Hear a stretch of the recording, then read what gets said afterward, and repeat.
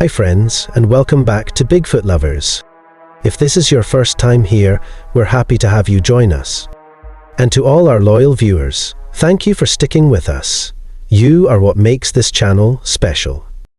Now, get comfortable, maybe grab a nice warm drink, and let's dive into today's story. I was 15 the summer it happened. Just a skinny Boy Scout from Redding, California. More comfortable with a compass than a football. My best friend, Tyler James, was the opposite. Loud, always laughing, always charging ahead without checking the map. We were different, but in that way boys sometimes are. We stuck together like bark on a tree.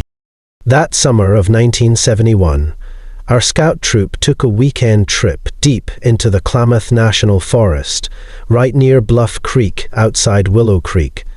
Back then, that place was wilder than it is now. The trees stretched so tall they seemed to scrape the clouds. The air was thick with pine and the sharp bite of river mist. I remember the ranger who met us at the trailhead. He was an older man, weathered, with a voice like gravel. As we gathered around, tying our boots and slapping mosquitoes, he said something that's never left me.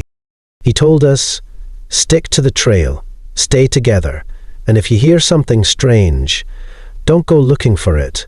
Folks around here have gone missing doing just that. The other boys laughed. Tyler did too, nudging me in the ribs. But I didn't laugh, not because I believed him, but because of the way he said it. Not like a warning, more like a memory. And that's where it all began. The hike began just after sunrise. The morning light filtered through the trees like gold dust, and the forest around Bluff Creek came alive with birdsong and the rustle of small animals hiding in the underbrush. We moved single file, our scoutmaster leading the way with his map and whistle, reminding us to keep our eyes open and our feet dry. As the hours passed, the trail narrowed and the canopy thickened. Tyler and I, as usual, lagged behind. He had found a broken arrowhead in the dirt and insisted on examining every rock and shadow for more. "We're gonna be rich," he said with a grin. "Or famous, maybe both." I laughed, but truth be told, I didn't like how quiet the forest had gotten. No birds, no breeze, just stillness. That's when we saw them, footprints. Not bootprints, not bear tracks. These were huge, nearly twice the size of my foot, sunken deep in the mud near the creek bed. 5 toes, wide set, human-like, but not quite human. Tyler crouched down, pretending to measure one with his hand. "Maybe Paul Bunyan came through here," he joked. But the joke didn't land, because just then we smelled it. A thick, wet stink. Like rotting leaves, sweat, and something else. Something primal. Then came the sound. A low, guttural growl. Not close, but not far enough. It echoed through the trees like it didn't come from one direction, but from all around. Tyler froze. So did I. "No way, that's a coyote," I whispered. He forced a grin. "Maybe it's the ranger, trying to spook us." I didn't believe that, not anymore, because whatever was out there, it was big, and it was watching us. The sun was slipping behind the trees when Tyler and I finally realized we were lost. We'd wandered far from the group, and the familiar trail markers had disappeared. Every direction looked the same. Dense trees, shadowed undergrowth, and that oppressive silence. We tried retracing our steps, but instead of heading back, we found ourselves walking in circles. The forest seemed to shift around us, as if closing in.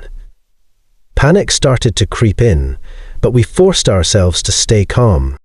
"We'll set up camp," I said, voice barely above a whisper. "Just until morning."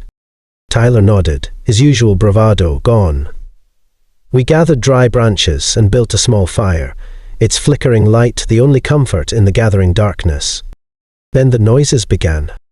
At first, it was soft. Knocks on trees, like someone tapping a warning. Then came the stones, lightly thudding against the tent's canvas, just enough to make us jump. We whispered to each other, eyes wide, straining to see through the thin walls. Between the trees, shadows flickered, twisting shapes that vanished when we blinked. The air grew heavy, cold. Something was circling us, around and around. Watching, waiting, we dared not move or speak. Every snap of a twig made us flinch. Every rustle was a promise we were not alone. Tyler gripped my arm. "Ben, whatever it is, it's out there."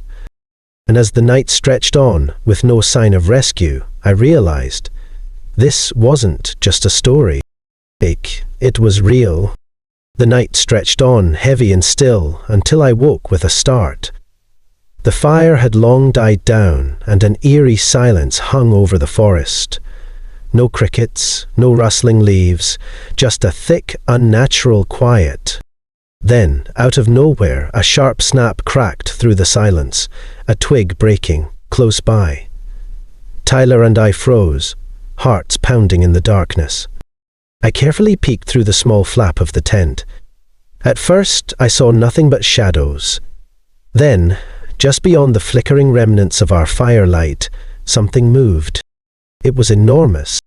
Towering above the underbrush was a figure at least 8 feet tall, covered head to toe in dark, matted hair that seemed to absorb the moonlight.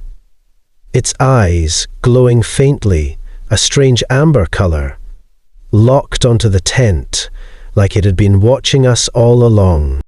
The creature's massive arms hung low, ending in huge hands that looked capable of crushing a tree. Its broad chest rose and fell with heavy breaths, each one sounding like a deep, rumbling growl. I swallowed hard, my mouth dry, while Tyler whimpered beside me. Then, without warning, the creature let out a low, guttural growl, a sound so deep and primal it sent a shiver down my spine. "Tyler," I whispered, "don't move." But it was too late. Tyler's terrified scream tore through the night. The Bigfoot, startled by the sudden noise, snarled and turned with astonishing speed for such a large beast. Its powerful legs propelled it into a thunderous sprint, crashing through the trees, branches snapping under its massive weight. The ground shook with each thunderous footfall.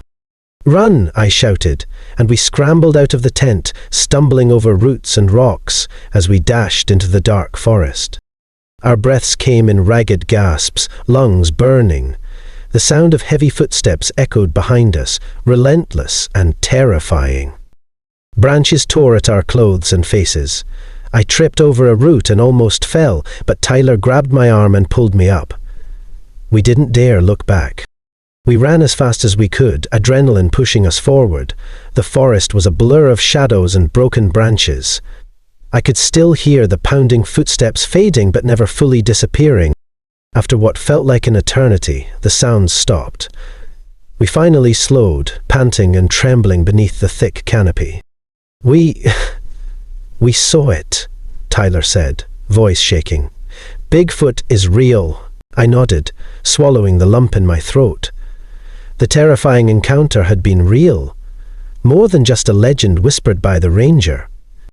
We were lucky to be alive, and deep down, I knew this night would haunt us forever. After what felt like hours of running through the dark, tangled forest, we finally stumbled into a faint glow of light.